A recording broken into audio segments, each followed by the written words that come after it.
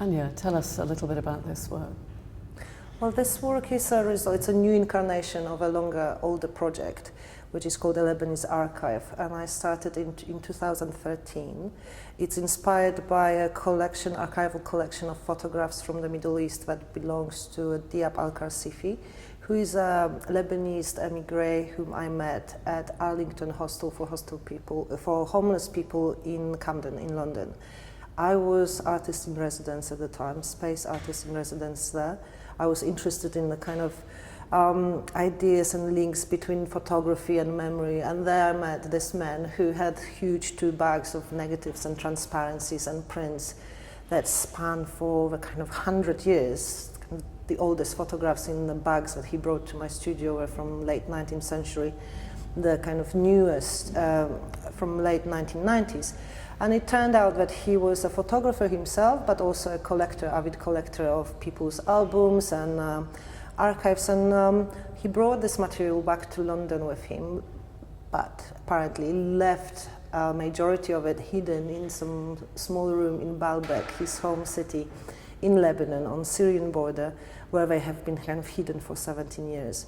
So that was the start of the story, the kind of the beginning of a search, if you like.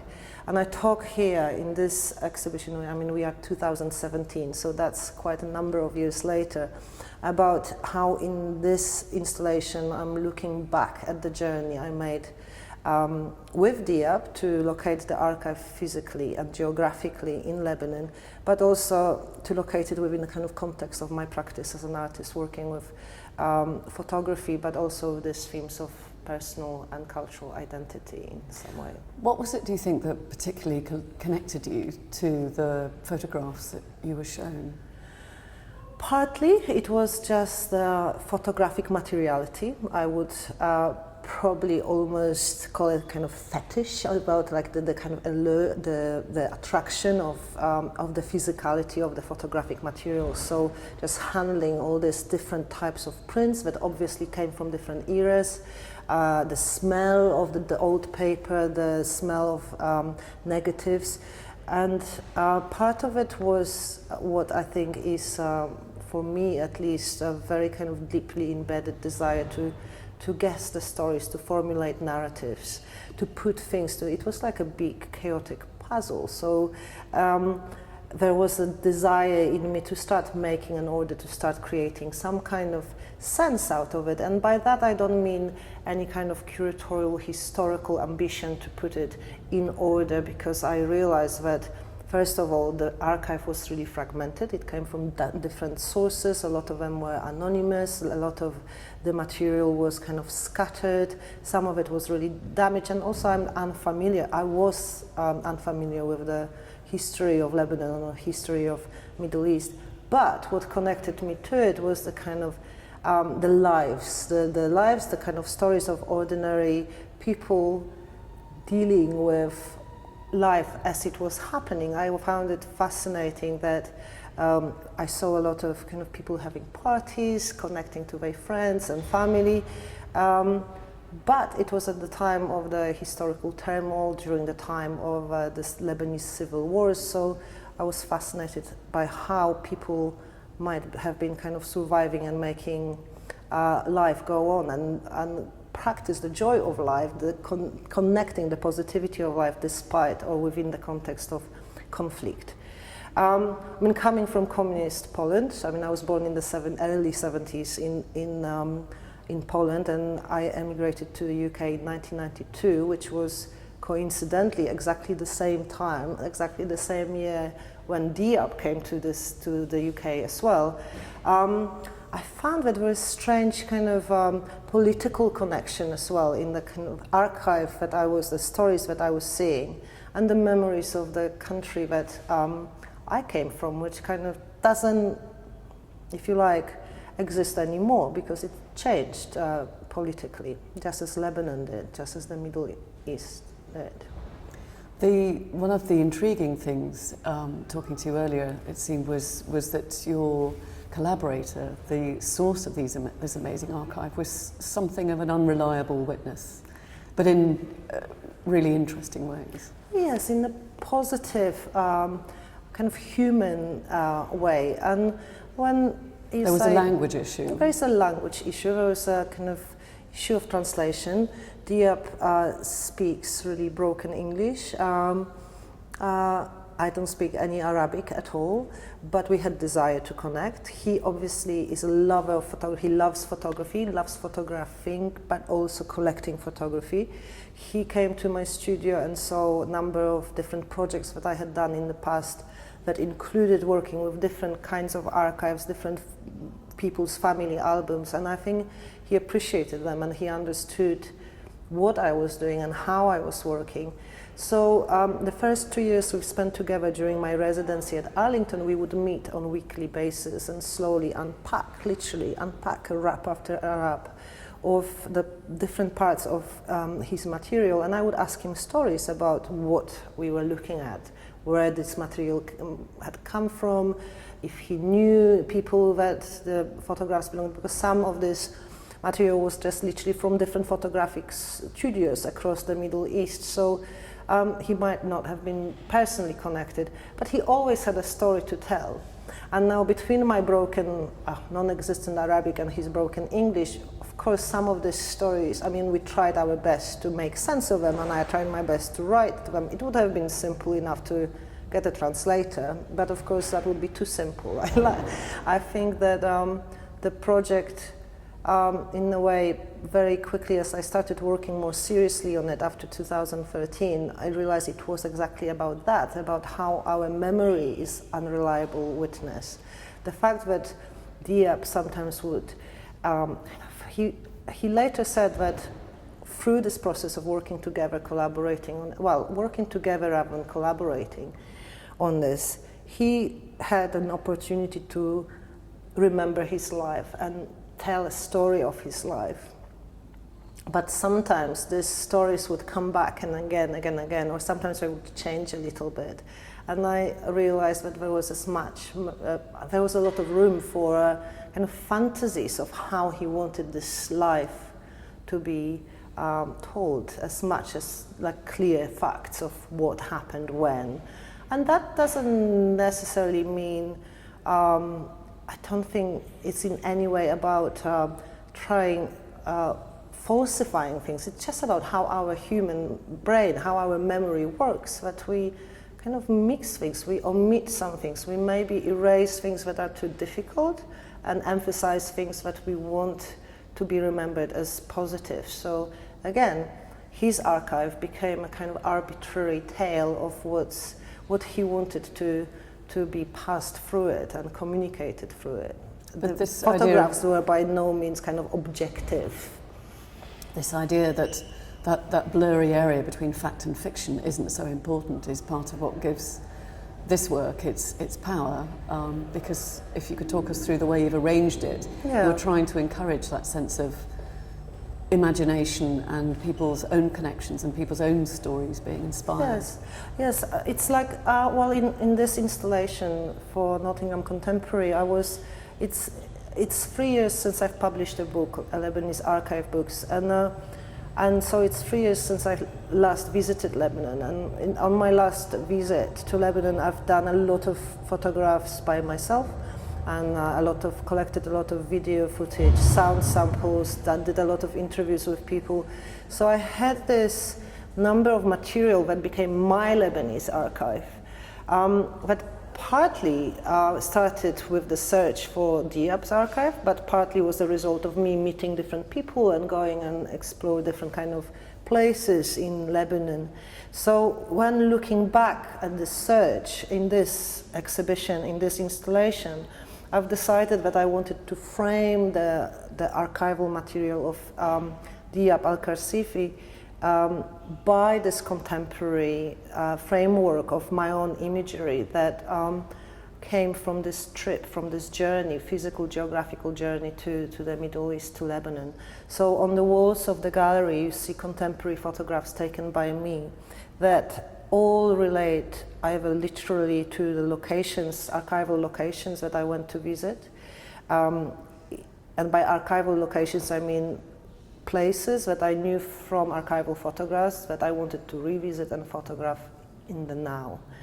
But when I went to these places, it was really foggy. So in a way, the photographs don't represent anything except for this fog. And for me, what the fog represents symbolically and metaphorically is this idea of just a lack of clarity when it comes to memory in terms of looking back. So I thought it was a really beautiful gift that the universe has given me in the context of the project. But you also see different articulations of what might be representative of time, of looking back, and on the location of the archive. So there is kind of allusion to fragments of the city of the Beirut that is scarred by bullet holes, but also marked by contemporary artist interventions into trying to mark and change the kind of war scars into something positive. So it's kind of almost drawings with a string of almost abstract map of either celestial map or kind of a geographical map of the world.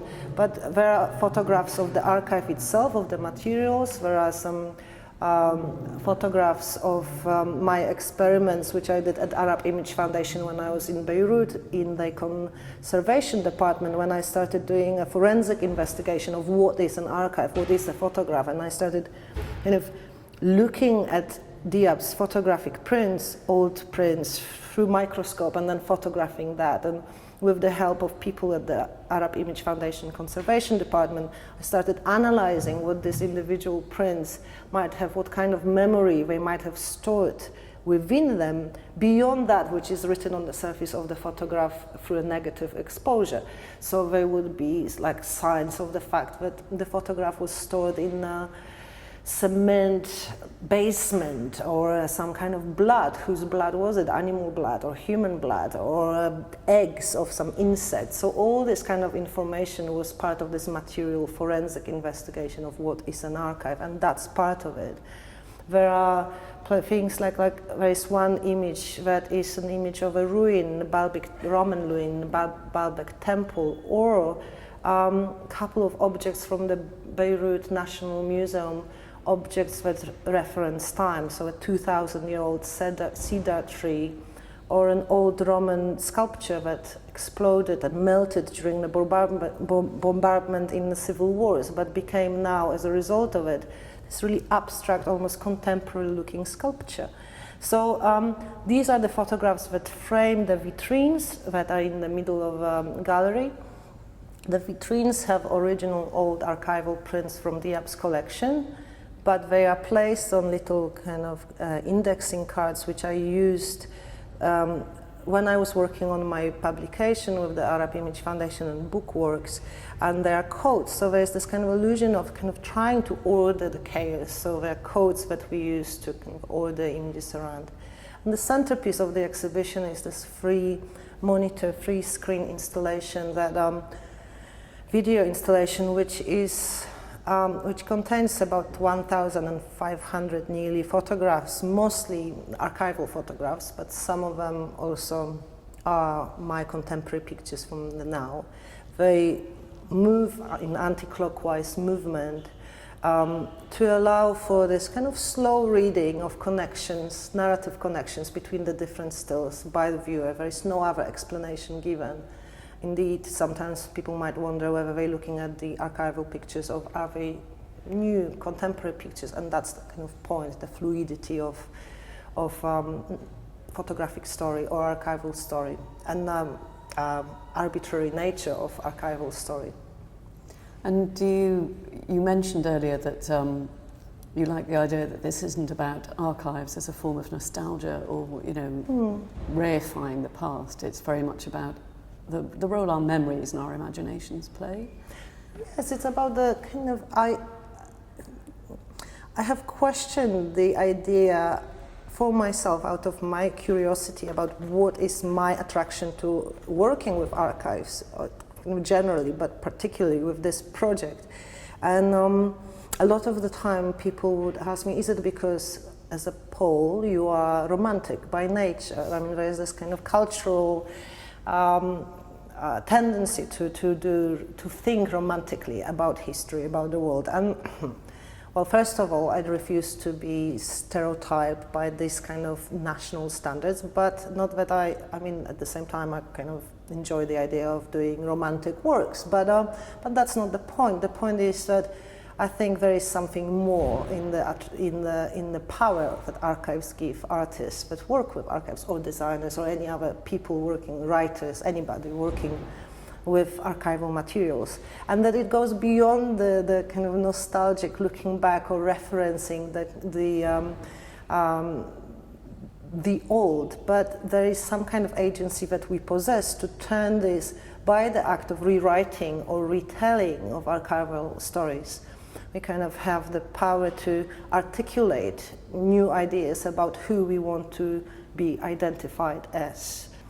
But there's something very poetic about the connection with Beirut and Lebanon, given the violence that's been kind of visited on that region, and a city that's constantly being reinvented. Yes, absolutely. And I've sensed that. I've sensed that in Diab. I mean, when I met him, and when I asked him about his whole life story, he loves Lebanon, he loves his past, he loved talking about his life through his pictures and stories of his pictures, but also it was clear that he left with his family after the civil wars had ended in the early 1990s, because they had witnessed enough violence and it was finally enough. The idea of living in peace somewhere was something that he decided to pursue. And then when I visited Lebanon for the first time in 2013, it was my first ever visit to the Middle East, and I was shocked at the visual, physical presence of the war scars that are embedded in the city as architectural site. The bullet holes that are everywhere, but also the kind of new building sites that emerge throughout the city. But in contrast to that, what I've experienced is the incredible warmth and openness of the people I've met, and creativity and positivity of. And again, this is not just artists, but people, other people opening beautiful restaurants and saying, make food, not war, and but also fashion designers, perfumers, writers, graphic designers, all kinds of people, painters as well as artists, that are doing incredibly positive things in Beirut. Thank you. Thank you.